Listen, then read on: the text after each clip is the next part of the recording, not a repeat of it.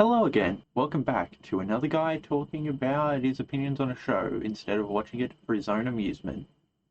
Gale Online is the follow-up to SAO. Wait, wrong video. Gale Online is the second season of SAO and its own spin-off show. I'm referring to whatever is in the Phantom Bullet arc of SAO, however. Same rules as last time. No characters, no art, GGO for the show. Gale Online for the game? Let's go in. Gale attempts to fill out a niche of its own within the oversaturated market of first-person shooters, like how oversaturated YouTube is with gaming channels, though it would focus on a core gamer audience that would fit in with a person who has a large amount of free time and money to spend on the game. Wait, no, that's Call of Duty. But it also fits in with Gale's target market of people who have way too much free time to spend on a extraction shooter style of game. Gale doesn't display a story within the anime as it spends most of its time leading up to an event, but it can be simply summarized as Earth is screwed, try to survive I guess. So I'm assuming it's set in Australia. The bullet of bullets is what happens when you put Fortnite into Call of Duty. What's this? A free battle royale inside a shooter with random everything except weaponry. Kind of reminds me of something. Gale uses a variety of weapons to pad out the armory for the players to use, mostly containing guns but also having a few melee options.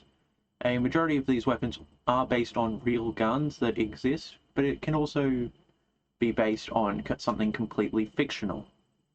It uses a simplistic bullet spread anywhere inside of a circle instead of specific recoil patterns a la CSGO and Valorant's random bullet spread.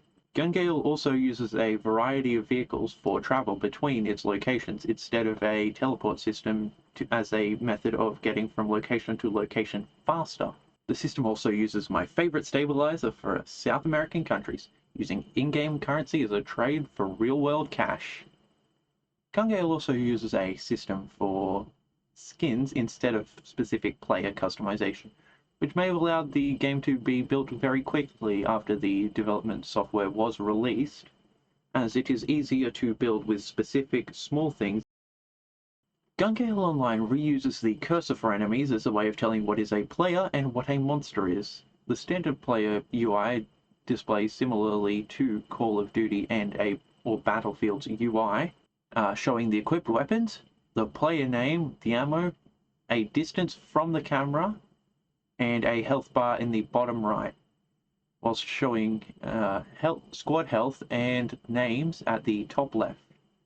UI path may also show up to track where a bullet is going before someone begins shooting, so that way it gives you the ability to dodge it.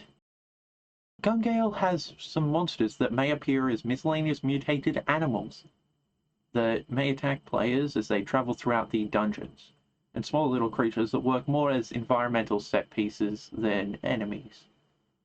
The main monster, however, is other players. Like every other multiplayer game, being very similar to Tarkov and Rust, where killing players for their loot is just as easy as getting that loot yourself. Gale Online takes place mostly within a wasteland environment or the SBC Glocken, allowing it to be developed within a short amount of time due to the simplicity of its environment. The SBC is a set of overlapping streets and shops, enhancing its attachment to the post-apocalyptic style. However, this may and did lead to players getting lost within its streets. However, this does not fully apply to the arenas within tournaments, such as the Bullet of Bullets tournaments, where they may show different environments. Reiki Karohara and A1 Pictures did not show as much about Gale Online as a game as they did focus on the characters within it.